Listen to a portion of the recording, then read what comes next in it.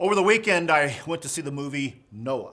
Now, I said last Friday that I would do that when I made some pre-release comments about the movie. A lot of people emailed me and cautioned me about seeing it, thinking perhaps I'd be wasting my money. Fortunately, I didn't spend a whole lot of money because I went to one of the early features on Sunday morning to see it. So I didn't spend a whole lot of money, but I had to if I was going to have any standing in reviewing it here on Beyond Today on BT Daily.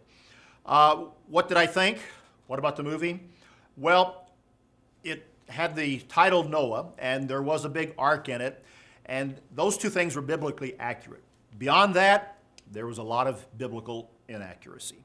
And I felt that a great opportunity was missed in this movie to really use technology, the filming, to tell the truthful story of Noah from the Bible in such a way that would capture the imagination of a modern audience with all the technology that is available to depict a lot of that. And a great opportunity of imagination was missed in this movie, unfortunately, as they basically just skewed the entire story of Noah as we know it from the Bible with the interpretation they put onto it. Don't go see Noah to learn what the Bible says about this story of the flood, about the man who found grace in God's eye at a time when the earth was corrupt and God intended to do what he did as a judgment against human sin. Instead, read the book.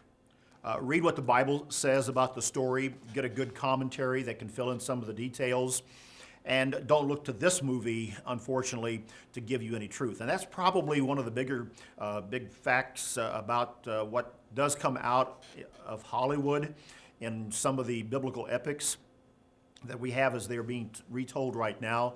Too much license is taken and reinterpretation. And when they talk about God, when they talk about the Bible, when they do a movie, in some cases, about Christ and the story of Christ, it gets overlaid with so much of the modern interpretations, and a backward look is taken, and all this is overlaid with modern ideas, politics, and otherwise. Quite frankly, in the story of Noah here, it becomes an environmental story. The setup is a post-apocalyptic world in which Noah lives. Man has destroyed the world, and God is going to destroy all of human life. In fact, that's how the storyline develops. Noah is going to be the last of humanity, he and his family, as it is put forth in this screenplay, and all human life will cease to exist, ultimately even beyond the flood. Only thing left will be the animal life and the plant life. That's not biblical. That's not what God tells in the story. That is a gross inaccuracy of God's purpose and plan for man, because what happened with the story of Noah was mankind was preserved through that time, and it was also time of judgment because of sin. Those things are not always told accurately today. They're not even thought about. They're not properly understood from a biblical perspective. So I would not recommend the movie.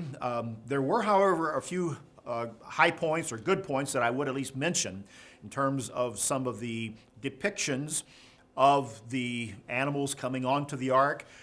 That was an imaginative piece that was somewhat plausible. The actual ark itself was interesting as they showed what was built, not how it was built. These rock-like creatures that they had building the ark really didn't happen that way, folks, so don't let that be what forms your idea of how it was built. There was a scene that depicted the creation of the universe and of the earth that was interesting and well done. But that having been said, it's not worth the price of admission. So, what do I say about the movie Noah? Well, I think I have to give it 2 thumbs down in terms of its accuracy and its biblical meaning, and really it just didn't do a whole lot to leave one with a message of hope from a proper biblical perspective. An unfortunate movie, an opportunity missed. That's our BT movie review. That's BT Daily. Join us next time.